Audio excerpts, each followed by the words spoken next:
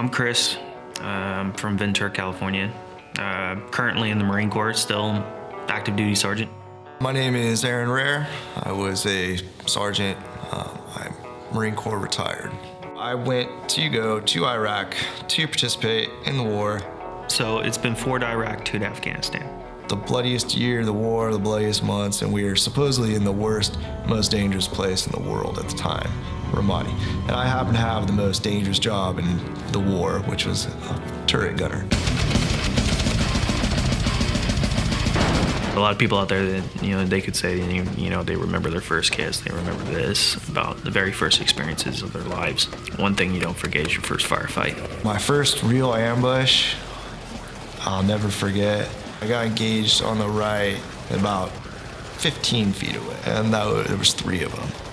For a minute it felt like a hornet's nest. It's a miracle I'm here and I didn't get hit. They had the drop on me. I remember seeing Stuart run up behind me. I look over at him and he gets up and he starts shooting. I remember hearing that crack. I see him knock his head back. And we was doing the medevac, and Hogan yells out to me. I'm like, what? He's like, God. I look down at my arm, and my whole arm just covered in blood. I didn't feel anything. I engaged the one on the second floor left first, hit him, hit the one on the right, and they both went down. Nobody tells you that people don't die right away. And I still hear them, you know what I mean? Like their screams. After my first one, I puked. I'll be honest, I puked.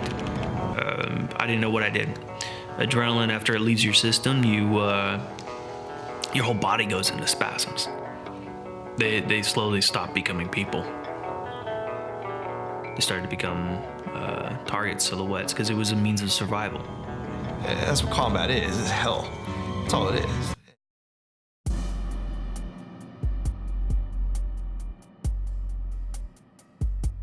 One of my best friends, Darren, he said, Chris, you're not the same anymore. What are you talking about, man? I'm the same guy. No, man, you've changed. He had to be there when he saw me come off the train with a bullet hole in my arm.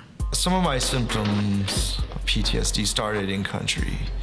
I can look back now and see that, like insomnia, nightmares, the hypervigilance, always be on guard. My dad first noticed it, and he asked me if I was okay.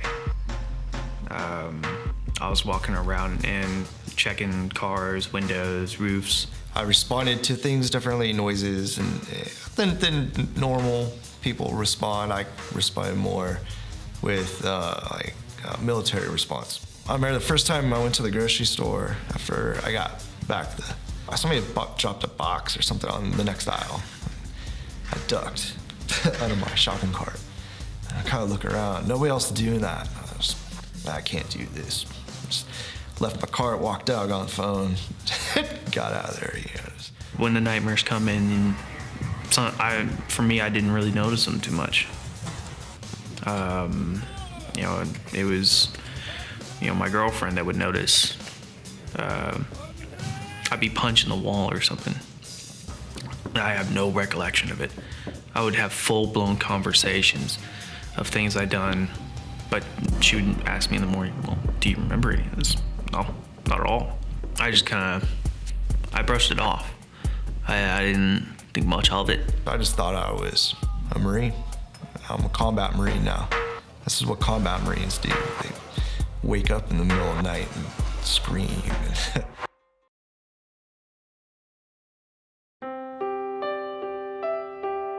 My name is Elizabeth Washburn. I'm the founder of Combat Arts. At Combat Arts, I provide art classes for veterans returning from war from Iraq and Afghanistan.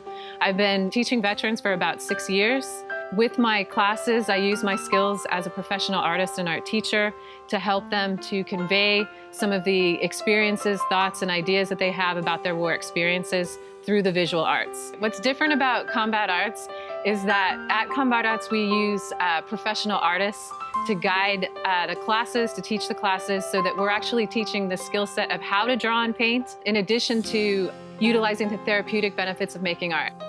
At Combat Arts, we believe that art is inherently therapeutic, and we do not administer clinical therapy, being artists and art teachers. It's easier for me to express what's going on through art than my words, I think. I'm not really that good at talking when it comes to talking about my experiences. When you finally get it out on paper, it's a way to vent. For me, it kind of feels like it lightens the load a little bit each time. Instead of having that film reel going over and over and over in your head, you can put that experience out on paper.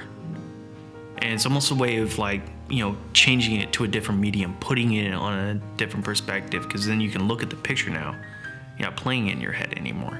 In addition to the art classes, we also curate exhibitions of combat artwork that provide an opportunity for the public to get a little bit more of an intimate interaction with veterans, and it also gives veterans the opportunity to be recognized for their artistic achievements as well as their service. I like watching other people look at my art and just eavesdropping and hearing what they have to say, because they'll pull something totally different out of it. And I think that's cool about art. It's different for everybody. So I can use it for therapy, and then somebody else sees it and they see it for something totally different, which I think is rad. We would like to expand our efforts into a public art project that reaches out into the streets. We are calling it the Veteran Mural Project. With this project, we're hoping to create large-scale murals that will be exhibited on exteriors of buildings throughout San Diego. So in order for the Veteran Mural Project to be successful, we need your support. Please consider donating whatever makes sense to you, and thank you so much for supporting Combat Arts. This is where I'm at now. I gotta live with it, and my only way to express it is through art. I got no other ways to express it like other people. This is the only way I can.